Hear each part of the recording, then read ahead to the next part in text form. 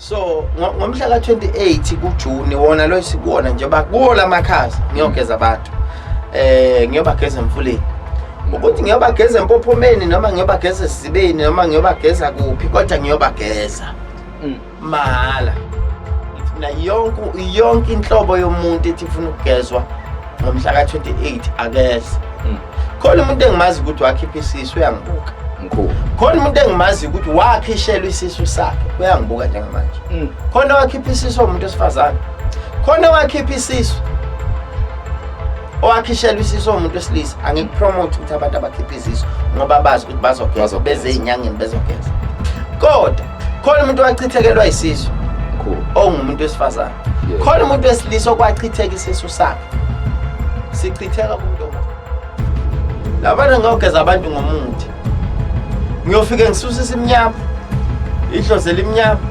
umdliwo isichitho isikhwakhwalala into embi nje ngoba ngiyisusa yobisuka ngiphinde futhi ngimgeza umuntu ngento yenhlanhla ezokwazi ukunamathisela inhlanhla eduze kwakhe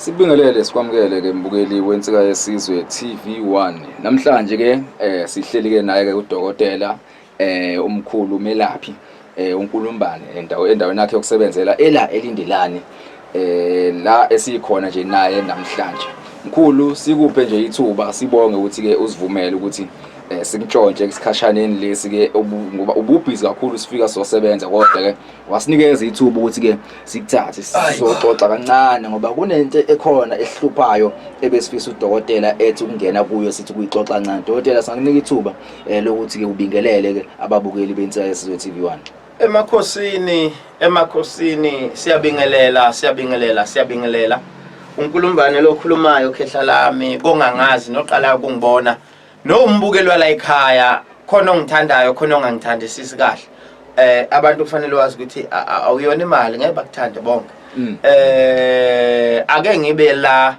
ngibingelele nje wonke umuntu kwinsika yesizwe TV1 ngithi wonke umuntu akaphile onethemba lokuphila uNkulunkulu khona nedlozi likhona izinto isazokwenzeka empilweni yakho ukuthi esakhe isikhathi asikafiki kodwa yonke into oyenzayo kufanele wazi ukuthi idinga amandla akho uyiphushe ukuze wena ufike phambili mkhulu siyabonga kakhulu siyabonga kakhulu dokotela mkhulu la siyahlushwa amakholi kuyinamba yethu le yase studio kunabantu abalokho bebuze njalo ukuthi cha hayibona nakho usizwe ngathi kuthiwa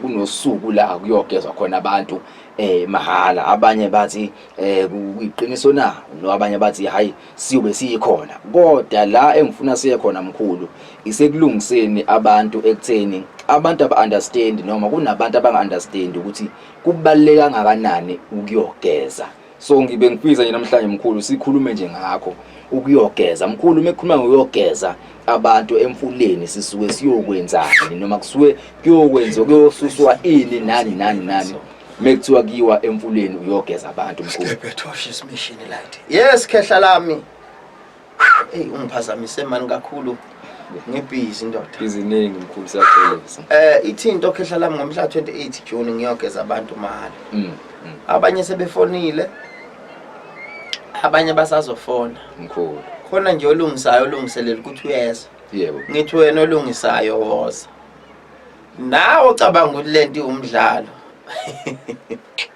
imbila yaswela umsila ngokuyelezela so ngomhla ka28 kuJuni wona lo sikuona nje bakuwola amakhaza ngiyogeza abantu ngiyobageza emfuleni ukuthi ngiyobageza empophomeni noma ngiyobageza esizibeni noma ngiyobageza kuphi kodwa ngiyobageza mahala kuyobe kumahala mkhulu yogeza kuyobe kumahala omunye umuntu lapha ekhaya uyibuza ukuthi onjani ofuna ukugezwa onemali na noma ongenamali ngithi mina yonke inhlobo yomuntu ethi ifuna ukugezwa ngomhla ka28 akeze khona umuntu engimazi ukuthi wakhipha isisu uyangibuka mkhulu. Khona umuntu engimazi ukuthi wakhishelwa isisu sakhe uyangibuka njengamanje.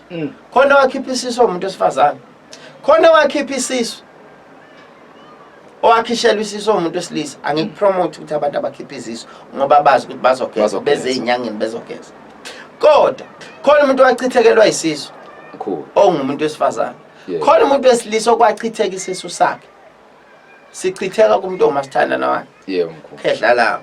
Kube khona umuntu owabulala umuntu wageza olwandle noma wageza kanjani. Angikupromote ukuthi umuntu akahambe uyobulala abantu ngoba azi ukuthi uzogeza. Khona umuntu owambatha nomuntu okade ebulala umuntu kwakhishwa kuyena isimnyama ngaye. Engazi ukuthi ikhishwa isimnyama. Uyazi ukuthi uthandana nenkaba. Uyazi uthandana nombulala. Izwakhe. Lo muntu uyakudinga ukuthi agezwe. Khona umuntu onenkinga yesichitho. Khona umuntu onenkinga yesimnyama, khona umuntu onenkinga yomdliwa, khona umuntu onenkinga yedlozela imnyama, khona umuntu onenkinga yokuthi ekhaya kuneyingozi, kunamanzi amnyama, kunenhlambuluko. Angipromote ukuthi abantu abaxabane nabanye abantu emndenini kukhandeka inhlambuluko ngoba bazi ukuthi bazogezwa izinyanga. Khona intombazane ethandana nomuntu othwele iyazazi iyangibona. Naye iyayibona naye iyazi ukuthi umuntu engithandana naye uthwele. Lo muntu angageza. Khona umama owazi kahle ukuthi washonelwa ngumntwana wakhishwa inyumbazane noma kwaneyinkinga emndenini mase kufanele agezwe. Lo muntu onjalo uyadinga ukuthi agezwe. Kuyobe kungomhla 28 kuwo lo June siyobe siyogeza abantu mahhala. Umuntu uphatha imali etransport nezaba engokutshela zona ukuthi fika nani ebese ufike bese ugezwe. Uyangizwa? Ngiyakuzwa mkhulu. Angibulala umsebenzi wezinye izinyanga noma abanye abelapha. Kodwa lapha njengoba ngiyogeza abantu angili kokugeza ngobulongo. Lapha ngiyogeza abantu ngomuthi. Ngiyofike ngisusa isimnyama, idlozela imnyama, umdliwa, isichitho, isikhwakhwalala. Into embi nje ngoba ngiyisusa. Yobisuka. Ngiphinde futhi ngimgeza umuntu ngento yenhlanhla ezokwazi ukunamathisela inhlanhla eduze kwakhe. Abantu bayobuya babonga bethi awu ngiwinile kubhethwe ngiwinile kuphi ngiwutholile umsebenzi izinto zami zenzekile kwini angithi mina ngomelaphi mkhulu angidayisa amagwinya yebo angistoki la ukuthi ngistokela mangiye ngangamgeza umuntu ngemali ukuthi into ngeke isenzeka kanje. Mina abantu bayafika la beshiya imali ngeinhlupheko zabo. And nginento ethi uma kukhona umuntu obekade shiye u10,000 mkhulu khona umuntu ofisa ukuthi inkinga yakhe ilapheke manje amandla kana bese ngithi mina njengomelaphi sondela ke ngizogeza ukuze uzokwazi ukufinyelela enkingeni yakho ukuze ikwazi ukuthi ilapheke inkinga yakho lexakile. Sondela wena othi unenkinga yokufuna ukugeza othi awufinyeleli emalini ebizwa umelaphi. Ngoba ikhona into ethi khona umuntu ofisa ukusizakala kodwa manje akazi uzosukuma ngani azofika ibeke okhambeni likaNkulunkulu. Khona umuntu othi cha amandla esiwasho nginawo. Uyangizwa mkhulu amandla amafutha nginawo. Kodwa into engifisa kakhulu empilweni yami ukuthi ngigezwe. Ebese mina njengomelaphi mawufika uhamba wedwa no gezwa la ekhaya ku 5,000 ukugezwa la ekhaya ku 3,000 ukugezwa la ekhaya ku 2,500. Ebese kuba ukuthi wena u5,000 awunawo u3,000 awunawo u2.5 awunawo. Ngifuna labo bantu abakanjalo abantu mina cha amafutha lawo 8,000 ngingawathatha. Isiwasho lesi sika 100 rand ngingasithatha. Kodwa into engifisa kakhulu empilweni yami ukuthi ngigezwe. Uyangi-understand? Mkhulu. Ngilo muntu ofisa insebenze kanjalo. Angafika futhi agezwe angathengi lutho noma angathathi isiwasho angathathi mafutha. Ahambe aye ekhaya. Hayi ukuthi ngifuna ukuthi mawuke wagezwa definitely fanele uthathe umuthi la ekhaya, fanele uthathe isiwasho la ekhaya. Cha, khona umuntu ozazi ukuthi nje mina ngixakekile ngidinga amanzi. Ngidinga ukugezwa ngomuthi. ngidinga ukugezwa ngesiwasho emfuleni into enjalo khehla lami ikhona sizobe siyenza ngalo leyasuku uyangizwa la nge-28 kuJune ngabe usuke eGoli uzobhukha iflight ubhukhe ngama-1000 ukuthi uzofikela ekhaya ungashiyi lutho akunankinga nalonto kodwa umuntu othi yena uyazi ukuthi inhlupheko yakhe ingakanani angithi khona umuntu oxakekile inkinga zabantu iningi ngabe inkinga yakhe ingakanani kodwa afika uzogezwa ngeke ngiyibale zonke inkinga ezixaka abantu kodwa afika uzogezwa angikhokhisi umuntu imali umuntu ayoyikhokha ayoyishiya la esigodlweni imali ye-transport mina ngiyobe ngikhulume no-driver bami ngisho ukuthi madoda sithatha abantu sibahambise endaweni ukuthi siphinde sibasuse sibabuyise endaweni ukuthi uyangizwa ngiyakuzwa mkhulu ebese emva kwalapha abantu bayagezwa baphiliswa bephila abantu uyangizwa so khona umuntu lapha ekhaya othi lento ekhulunywa yilo baba noma lekhulunywa lo mfana noma lekhulunywa lo melaphi ngiyayidinga manje ngizokwenza njani thatha inamba nansi bhaliwe ufone ngevideo call uma ungathembi ukuthi mina ngiyifakisa umuntu imali akubhukhwa ngemali kuleli bhabhu la ngomhla ka28 akulona vele nale le mali umuntu in 2 days ngomhla ka26 27 angafona acela direction kulo 2 days ukugcina mkhulu uyangizwa yebo mkhulu ebese fika umuntu esigodlweni ohamba ngetekisi ngomtshela ukuthi wehla eThekwini masuse eThekwini uthatha imoto lapha ne workshop eMashurenki ezizelindelani bese niyeza yebo uyangizwa ngomhla ka28 ekseni abantu ngo6 ngisuke sengibadinga la esigodlweni ngoba ngisuke ngazi ukuthi isibalo sabantu singakanani angiqala ukuyenza lento omunye umuntu ongilandela uyazi ukuthi lento iyenziwa la ekhaya kade siyenzile nje ngomhla ka30 May besiyenzile ukuze abantu bakwazi ukuphiliswa omunye umuntu uyathi we babo ayikho insebenzo yamahala musukudlala thina size sibe izinyanga into yithi iqale esithunyweni siqale ngeyithunywa thina ukusebenza besigeza abantu vele mahala izinto zabo abantu izivuleke babuye bezobonga ngababonga ngabo futhi nakhona uphoqiwe ukuthi izinto zakho mase ihamba kahle buye uzobonga kusuke kulele kumuntu nobuntu bakhe kodwa ngomhla ka28 kulo June kuyobe kumgqibelo sithi abantu abafika abantu ngomningi ba abantu abafike mhla ka28 kuJune mkhulu angazi noma ngiyakubuza lokho noma sekuyoba kuwe nomuntu efonini khehla mekuyogezwa mkhulu ngiye ngizwe ukuthi kunezinto ongazenzi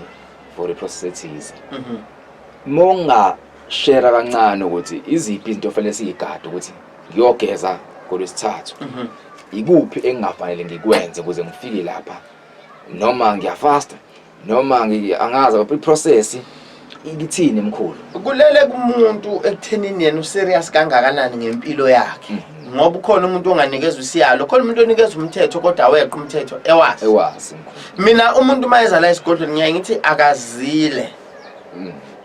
akazile ukudinwa nje ukucasuka musuku ansarisha izinto engeke zizizikise ndawo nezohlubula umoya wakho awuzile ungibatha mangabe umama nobaba zilana ungibatha mana nazi ukuthi nizobe nezela kaNkulunkulu uyangizwa yawuza mkhulu ebese ngithi zila khona omunye ukuthi mina ngifuna ukuthi mangiyogezwa ngingadli ukuze izinto zami ngizwe yithola kahle zizongena kahle egazini ngilambile ngiqale ngisuthi izinto zami ngaphambi kokuba ngifake ukudla kokuthi kuze siswini abantu abafana so mangisuke ngithi mina izinto zakho zizovuleka ngiyazi ukuthi ngisholana so abantu abakuzila ukudinwa abakuzila ukulala abakuzila ukuhamba noma bengena kuphi ngoba usuke ezazi ukuthi khona into engiyoyilanda emanzini ngoba mase uphuma emanzini ngeke ngisho mina ngithi tshela umnikazi wamanzi noma tshela inkosazana yamanzi noma tshela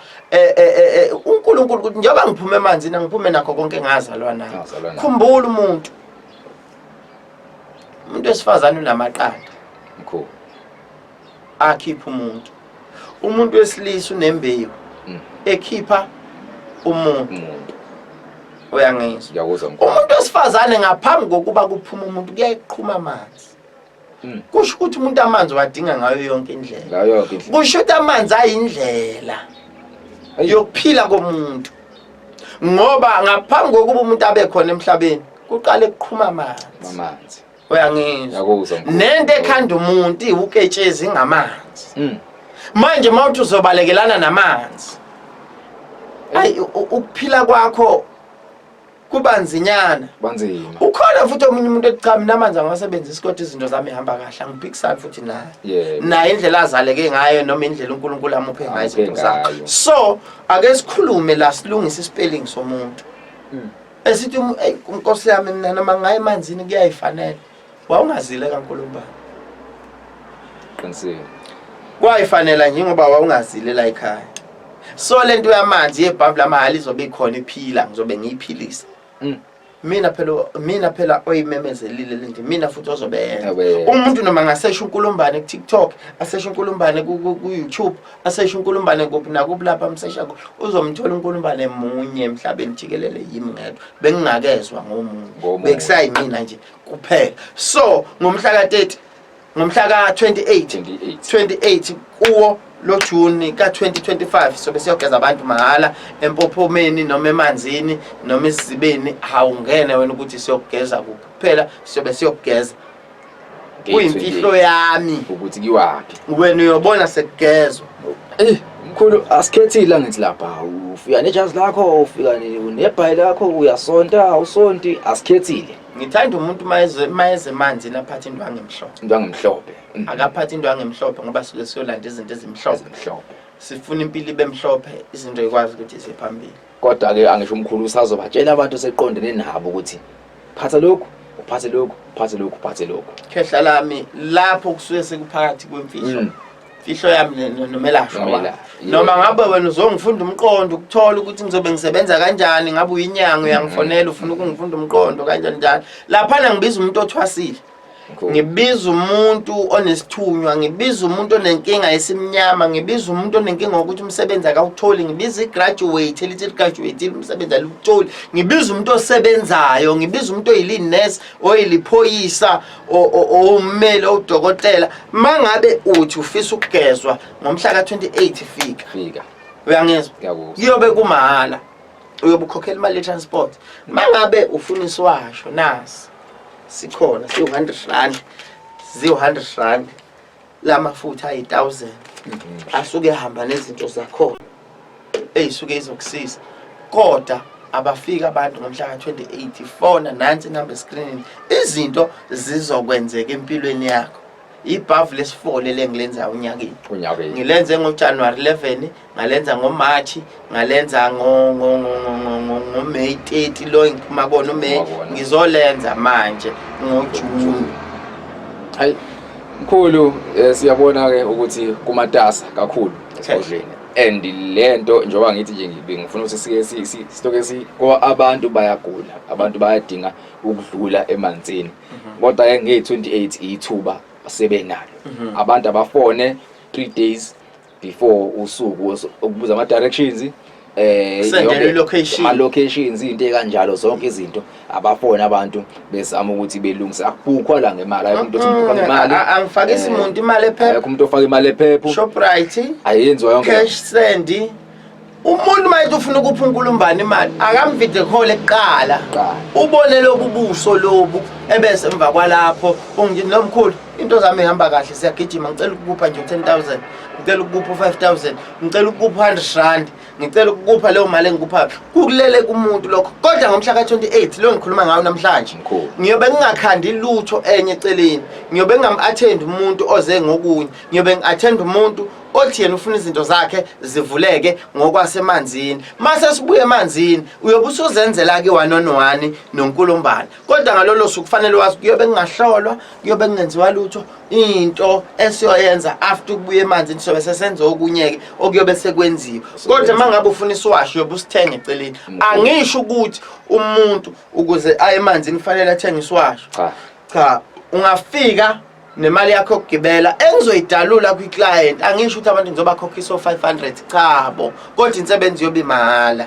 ngihambisa abantu mahhala emanzini. Angakhohlwa umuntu ukuphatha amashumi awu4 okunikela emanzini, anikelele idalwa zakhe, anikelele ithunywa zakhe, anikelele imimoya yakhe ehamba naye, emenzela ledlile ukuze izinto zakhe zizokwazi ukuthi zivuleke.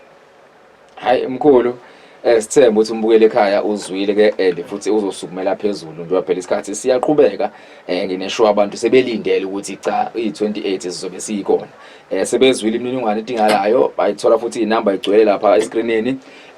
Okuningi bayoxhumana nodokotela ukuze bethole more information ngosuku. Kodwa nje lona lukhona and kuyosetshenzwa lapha kakhulu abantu bophuma bephila. Mkhulu, sibonga ithuba osinike lona. Sithemba ukuthi sophinde sibuye sixoxe futhi ngomsebenzi owenzayo la eNdumbeni. Kuyoze kushaya lona usuku la umhla 28. Kehle. Siyabonga mkhulu, sihlangane kwivideo elandelayo. Ngonyaka.